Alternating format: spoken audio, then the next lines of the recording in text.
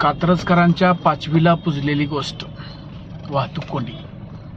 एक तर तो PMTचा बस स्टॉप डेपो पुढे स्थलांतरित केलेला आहे. ते एकतर बसेस मध्येच घालतात, त्यामुळे अजून वाहतूक कोंडी होती. एकतर कात्रजकडून येणारी वाहतूक आणि कात्रजकडे जाणारी वाहतूक या दोन्ही ठप्प होतात ते बसेसमुळे. आपण पाहू शकता काय यांचं कारभार, मला काही कळत नाही. बघा, हे किती सायंकाळचे 7 वाजल्यात. आज तारीख आहे 10 जून 2025.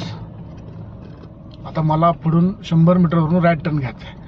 तेवढ्यासाठी मला किती वेळ थांबायला तिथं स्वतःच पहा. काय असला धंदा ते बघा. लेनची शिस्त काय आहे की नाही बघा.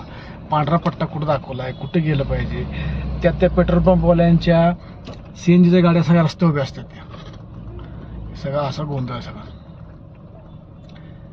म्हणजे पुण्यात जी लोकसंख्या जी आवडढबे वाढलेली आहे, स्थलांतरित लोक आले आहेत पोट भरायसाठी.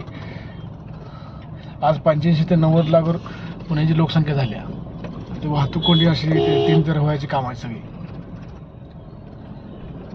आता हे दुचाकी चालक बाजूने गेलं पाहिजे, मधनच जायचं त्यांना.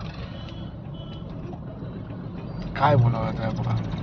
आता हा शिवनगरचा बघा, हे आता यांनी पावसाळ्यात काम केलं कॉन्क्रीटचं. अंजननगरला येत रस्ता, त्यामुळे इथून येणारे लोक ह्या इथून असे ह्याने ट्रॅफिक जाम करतात.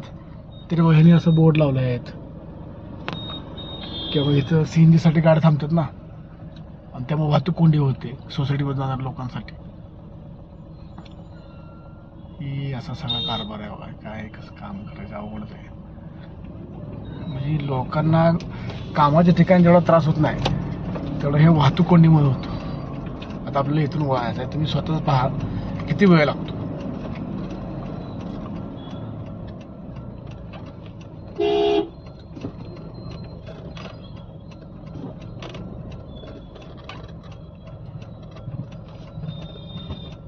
रिक्षावाले किती माणसं भरलेत बघा. अवैध बघा लोक वाहतूक.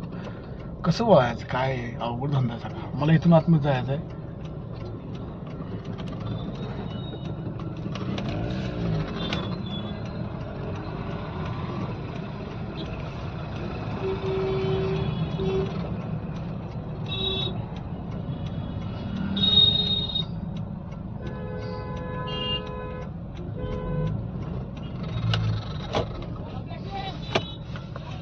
हे